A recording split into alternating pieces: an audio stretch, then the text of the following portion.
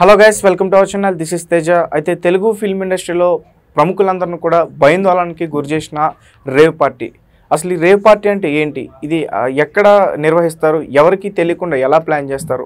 అయితే రీసెంట్గా మనం చూసాం, మన తెలుగు ఫిల్మ్ ఇండస్ట్రీకి సంబంధించిన ఒక సీనియర్ నటి హేమ కర్ణాటకలో ఆమె దొరికిపోవడం, ఆమె తీసుకున్న డ్రగ్స్ కూడా ఒక టెస్ట్లో పాజిటివ్ రావడం, ఇవన్నీ కూడా మనం ఒక 2 రోజుల నుంచి చూడడం జరుగుతుంది. సో ఇదే విషయాన్ని ప్రస్తుతం మనతో పాటు డిస్కస్ చేయడానికి ఒక నటి ఉన్నారు, స్వాతి నాయుడు. ఆమెను అడిగే ప్రయత్నం చేద్దాం. స్వాతి గారు నమస్తే అండి. నమస్తే అండి. రైట్. అయితే మీరు తరచుగా ఎక్కువగా పార్టీస్కి వెళ్తూ ఉంటారు, అలాగే పబ్స్కి కూడా వెళ్తూ ఉంటారు, ఈవెంట్స్ ఆర్గనైజ్ చేస్తూ ఉంటారు. సో మేడం, అసలు ఈ రేవ్ పార్టీ అంటే ఏంటి? ఈ రేవ్ పార్టీలో ఎవరెవరు ఉంటారు? ఎక్కువగా సినిమా వాళ్ళే ఎందుకు వస్తారు ఈ రేవ్ పార్టీకి? ఓకే అండి. సో ఫస్ట్ ఆఫ్ ఆల్ చెప్పాలంటే అండి, నాకు తెలిసింది ఏంటంటే లైక్ పబ్కి వెళ్ళడం, అట్లనే పబ్స్లో ఎట్లా అంటే మనకి లేడీస్ నైట్స్ అట్లా ఉంటాయి. సో అక్కడ మాకు ఫ్రీ డ్రింక్స్ ఇస్తారు, అంతే తప్పించి అంతకుమించి రేవ్ పార్టీస్ కానీ, సో అవుట్ సైడ్ వెళ్ళి పార్టీస్ చేసుకోవడం, సో అలాంటి వాటికి అంటే అలాంటివి అయితే నేను ఎప్పుడు వెళ్ళలేదు. అండ్ అలాంటి వాటికి చాలా దూరం. అంటే నేను ఇండస్ట్రీలోకి వచ్చిన కొత్తలో ఆ మధ్య కాలంలో ఒక సీరియల్ యాక్టర్స్ వాళ్ళు కొంతమంది జనరల్గా ఇలా పార్టీ జరుగుతుందని చెప్పినప్పుడు జస్ట్ మేము కూడా వెళ్ళాము. అంటే అక్కడ జస్ట్ నార్మల్ డ్రింక్ చేయడం అంతవరకే ఉండే. ఇక తర్వాత నుంచి ఇంకా అంటే నేను సాధారణంగానే అందరికి కొద్దిగా దూరంగా ఉంటాను. సో అంతే తప్పించి ఇంకా అంతకుమించి ఇంత రేవ్ పార్టీస్ కాకపోతే ఈ మధ్యకాలంలో అంటే ఎక్కువ వినడం ఏంటంటే, ఇంతకు ముందు కూడా అంటే లైక్ మెయిన్గా మూవీ వాళ్ళకి ఈ డ్రగ్స్కి ఎక్కువ రిలేటెడ్ ఉండడం కానీ, ఇట్లా రేవ్ పార్టీస్ చేయడము, ఇట్లా దానిలో ఏంటంటే డ్రగ్స్ తీసుకుంటున్నారు అని చెప్పేసి సో ఇలా చాలా జరుగుతూ ఉన్నాయి. సో అదే అవి చూసినప్పుడు జనరల్గా అంటే మేము పబ్కి వెళ్తాం, మాకేమనిపిస్తుంది అంటే మామూలుగా ఎప్పుడైతే మనిషి జనరల్గా ఆల్కహాల్ తీసుకునేది దేనికంటే మనకి కొద్దిగా నిషా రావాలి. అండ్ మనం పబ్లో అందరూ ఉంటారు కదా, సరదాగా మనం ఎంజాయ్ చేసేటప్పుడు ఏంటంటే నార్మల్గా వీ ఫీల్ షై. అదే కొద్దిగా ఆల్కహాల్ తీసుకున్నప్పుడు ఏంటంటే కొద్దిగా మనకి కొద్దిగా జోష్ వస్తుంది, we can dance and enjoy అంతే.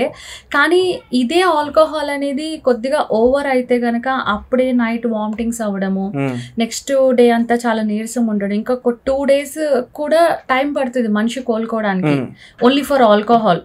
ఇంకా అసలు డ్రగ్స్ అంటే నాకు అదే అర్థం కాదు, అందరూ ఎందుకు అటువైపు మొగ్గు చూపుతారు? బికాజ్ ఎందుకంటే ఆల్కహాల్ ఇచ్చే కిక్తోనే మన బాడీకి చాలా నష్టం జరుగుతుంది, మనకి చాలా సఫర్ అవుతాం 2 days అనమాట. అట్లాంటిది ఇంకా ఎందుకు ఈ డ్రగ్స్ అనేది? ఇంకా ఎందుకంటే నేను సమరం సార్ తోటి కూడా వర్క్ చేసినప్పుడు కూడా డాక్టర్ గారు ఎక్కువ నాతో డిస్కస్ చేసేవాళ్ళు ఈ మ్యాటర్స్ కూడా. అంటే డ్రగ్స్ వల్ల ఎన్నో సైడ్ ఎఫెక్ట్స్ ఉన్నాయి, ఎంత దారుణమైన చావులు వస్తాయి. అట్లనే ఒకసారి మనిషి డ్రగ్స్కి అడిక్ట్ అయిన తర్వాత తను దాని నుంచి బయటికి రాలేక, నిజంగా ఏ మనిషికైనా ఏదైనా అలవాటు అవ్వకుండా ఉన్నంత వరకు ఓకే, కానీ ఏదైనా అలవాటు అయ్యిందంటే దాని నుంచి బయటికి రావాలంటే అది చాలా కష్టమైన పని. రైట్. అయితే ఇందులో ఈ రేవ్ పార్టీలో ముఖ్యంగా తెలుగు నటి ఆమె అడ్డంగా దొరికేశారని చెప్పేస్తూ కూడా మనకి అర్థమైంది. ఎందుకంటే ఎప్పుడైతే రేవ్ పార్టీ గురించి బయటకు వచ్చిందో ఆమె ఒక వీడియో రిలీజ్ చేసింది, అక్కడ లేనేనని చెప్పేసి. సో చాలా మంది కూడా ట్రోల్ చేస్తున్నారు. సో అంటే దాని గురించి ఏం చెప్తారు? నేను కూడా యాక్చువల్లీ న్యూస్ ఛానల్స్లో వాటిలో చూసానండి. ఎప్పుడైతే హేమ గారు తను మాట్లాడేటప్పుడు ఆ వీడియో చూసినప్పుడే నాకు అనిపించింది, అంటే లైక్ ఎవరైనా మనిషి ఒక అబద్ధం చెప్తున్నప్పుడు మనకి కొంతగా అర్థమవుతుంది, అంటే వీళ్ళు ఓవర్ యాక్టింగ్ చేస్తున్నారు, వీళ్ళు అబద్ధం చెప్తున్నారని. సో ఆవిడ మాట్లాడేటప్పుడే అర్థమైంది ఈవిడ అబద్ధం చెప్తుంది అని.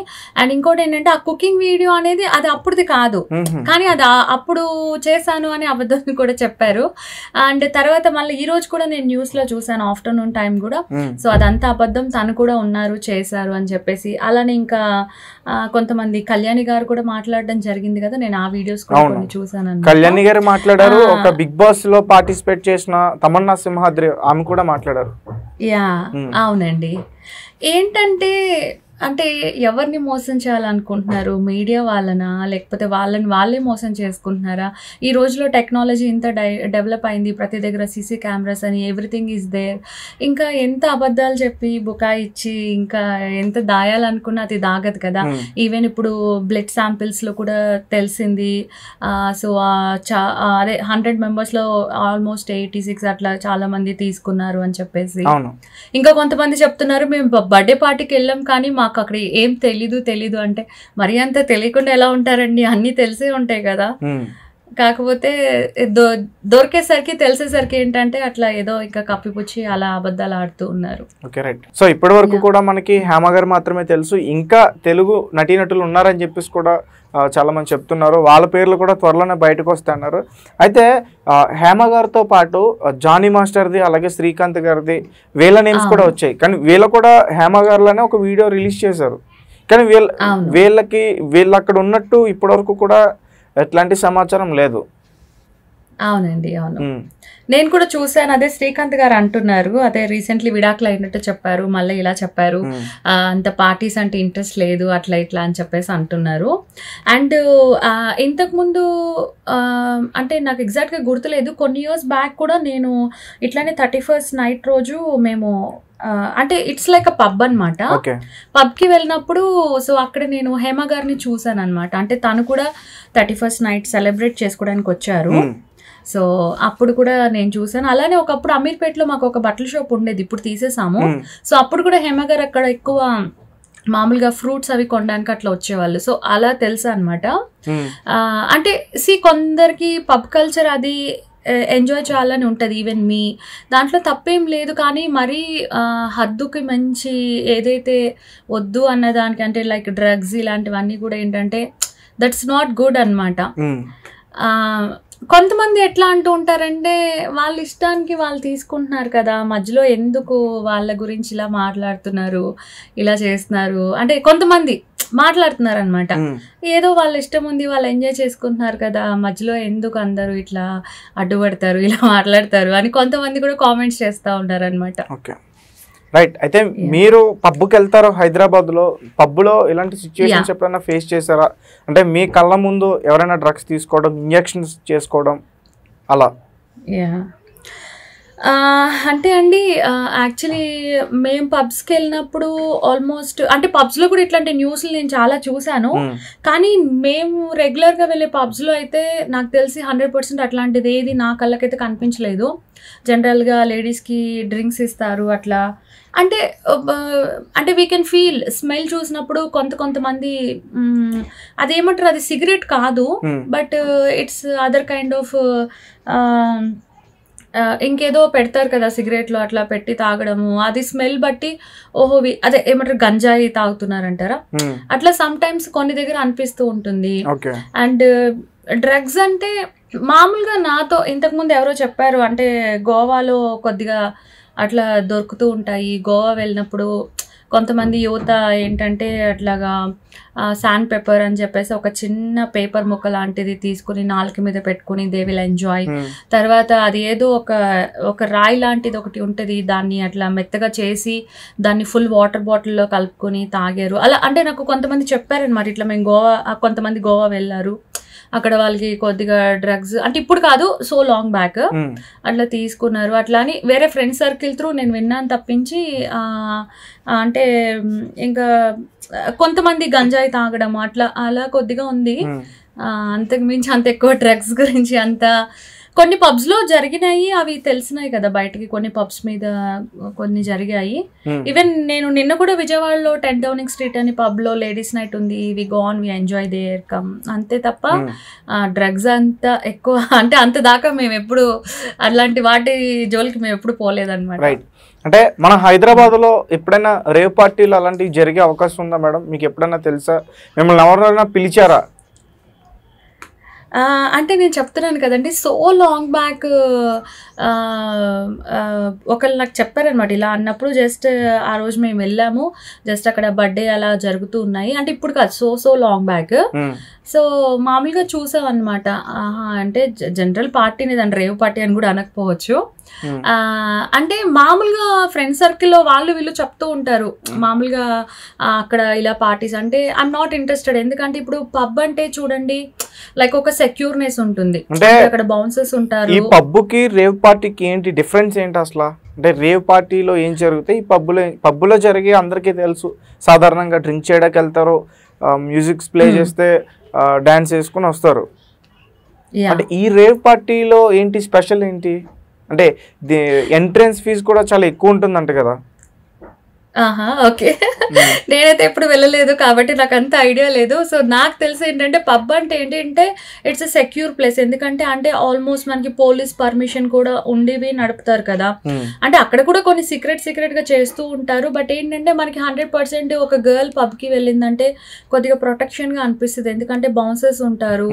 అండ్ మనకి అక్కడ కొద్దిగా అంటే ఒక అన్నోన్ పర్సన్స్‌తో కలిసి మనం కూడా ఒక పార్టీ చేసుకున్నట్టు ఉంటది. బట్ రేవ్ పార్టీస్ అంటే ఇలాగే అంటే ఇప్పుడు it's not about only drugs అని మనం చెప్పలేము. ఇంకా గర్ల్స్ బాయ్స్ విచ్చలవిడిగా ఏదైనా చేసుకోవడం అలా కూడా ఏదైనా ఉండుండొచ్చు అని నా ఉద్దేశం. అంటే ఒక ఫ్రీడమ్. నేను విన్నాను మేడం, రేవ్ పార్టీలో ఆడవాళ్ళకి దుస్తులు ఉండవు, మగవాళ్ళకి కూడా దుస్తులు ఉండవు, అసలు ఎవరితో ఉన్నారో కూడా మర్చిపోతారు అన్నట్టు నేను విన్నాను. ఒక చిన్న విషయం ఏంటంటే అండి, ఇప్పుడు మనిషి ఆల్కహాల్ ఎక్కువ తీసుకుంటేనే even me also next day మనం లేచిన తర్వాత మనకి కొన్ని గుర్తుండవు. అంటే నిన్న ఏం జరిగింది ఇక్కడ వరకు గుర్తుంది, ఆ తర్వాత ఏమైంది సరిగా గుర్తులేదే, అయ్యా మంది ఎక్కువైంది కదా గుర్తులేదు, తర్వాత నెక్స్ట్ డే పబ్కి వెళ్ళినప్పుడు వేరే వాళ్ళు చెప్పడం అలా ఉంటుంది. ఇంకా రేవ్ పార్టీస్ అంటే సర్వసాధారణంగా ఈ డ్రగ్స్ ఇవన్నీ విచ్చలవిడిగా తీసుకుంటూ ఉంటారు కాబట్టి మీరు చెప్పింది 100% రైట్. రియల్గా they don't know what they are doing. But నాకు కొంతమంది చెప్పడం ఏంటంటే డ్రగ్స్ తీసుకుంటే ఎట్లుంటుందంటే వాళ్ళు చేసిన పనినే మళ్ళీ మళ్ళీ చేస్తుంటారు, లేదంటే ఎక్కువగా నవ్వుతూ ఉంటారు, లేదంటే వాళ్ళు చెప్తూ ఉంటారంట ఇట్లా మా హ్యాండ్స్ మీద నుంచి ఇట్లా ఒక చెట్టులాగా ఇట్లా ఒక వేరులాగా ఏదో పోతా ఉంది ఇట్లా. అంటే మామూలుగా నేను వినడం సర్కిల్లో ఒక్కొక్కలాగా చెప్తూ ఉంటారు కదా.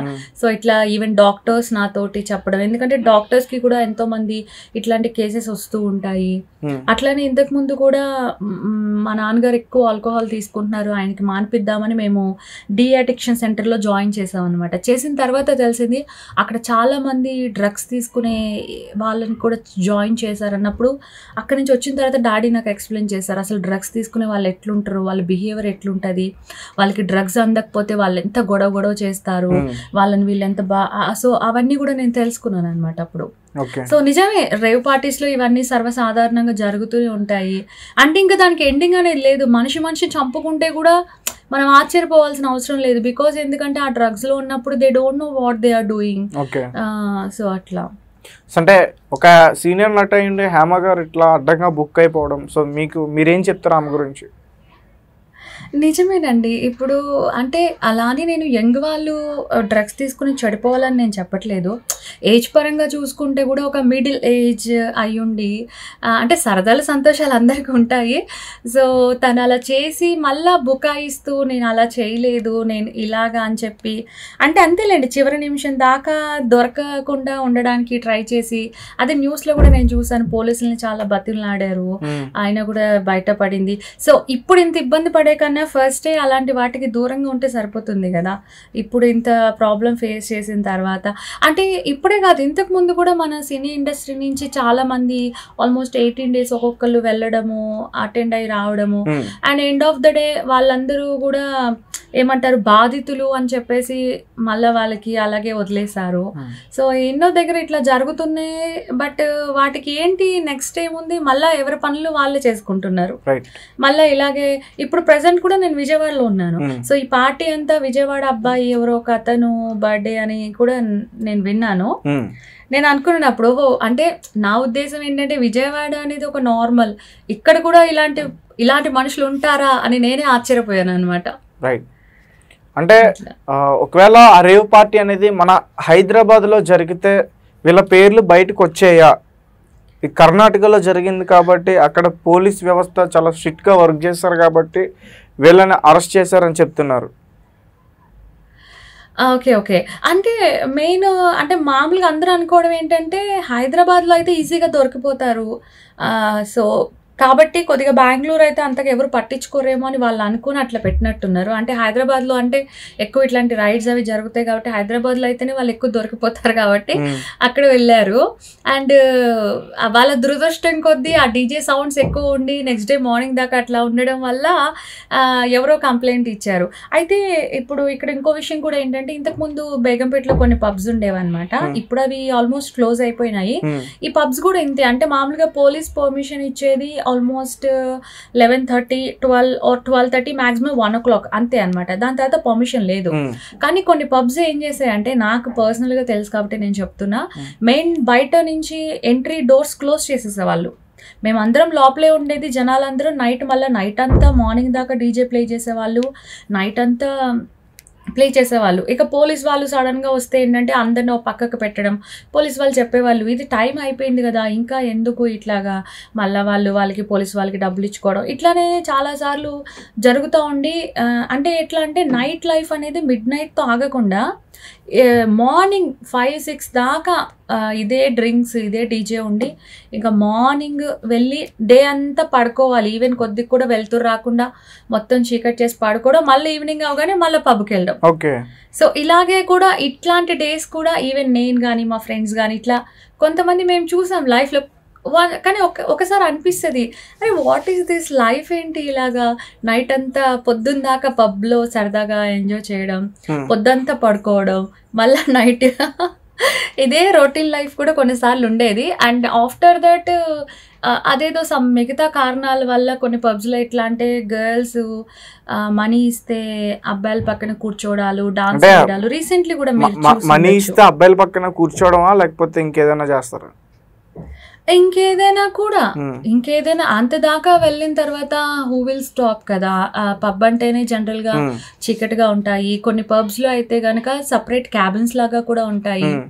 అంటే నేను కూడా చూసాను నా కళ్ళతోటి. కాకపోతే ఏంటంటే వాళ్ళ వర్క్ వాళ్ళది, వాళ్ళ ఇష్టం వాళ్ళది. జస్ట్ మేమేంటంటే ladies night, ladies free drinks ఉన్నాయా, సరదాగా తాగామో వచ్చామో అంతవరకే. బట్ మా కళ్ళ ముందే చాలా జరుగుతూ ఉంటాయి.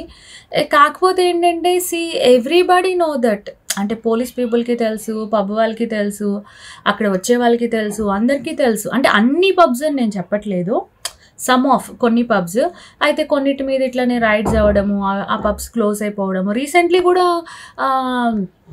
ఒక ఆఫ్టర్ 9 అనే పబ్ కూడా ఒకటి క్లోజ్ అయిపోయింది. సో ఇట్లా చాలా చాలా జరుగుతూనే ఉన్నాయి అన్నమాట. సో ఏంటంటే పబ్ ముసుగులో ఏంటంటే చాలామంది అమ్మాయిలు సో ఈ విధంగా అంటే ఓకే వాళ్ళకి ఏం ప్రాబ్లమ్స్ ఉన్నాయో, మనీ ప్రాబ్లమ్స్, సో ఇలా జరుగుతూ ఉంటాయి. చాలా చాలా సమ్ టైమ్స్ గొడవలు అవుతాయి, పొట్లాట్లు అవుతాయి, బాటిల్స్ తోటి ఒకళ్ళు నెత్తులు పగలు కొట్టుకుంటాం. ఇలాంటివన్నీ కూడా నేను చాలాసార్లు చూసాను అనమాట. అట్లా చాలా పెద్ద పెద్ద గొడవలు కూడా జరుగుతాయి. అమ్మాయిలు ఎట్లా అంటే 500,000 అట్లా మనీ తీసుకోవడము, వేరే అబ్బాయిలతోటి కూర్చోవడము, and they will do everything romance and all. ఇంకా ఎలా చెప్పాలి, చెప్పండి పర్వాలేదు.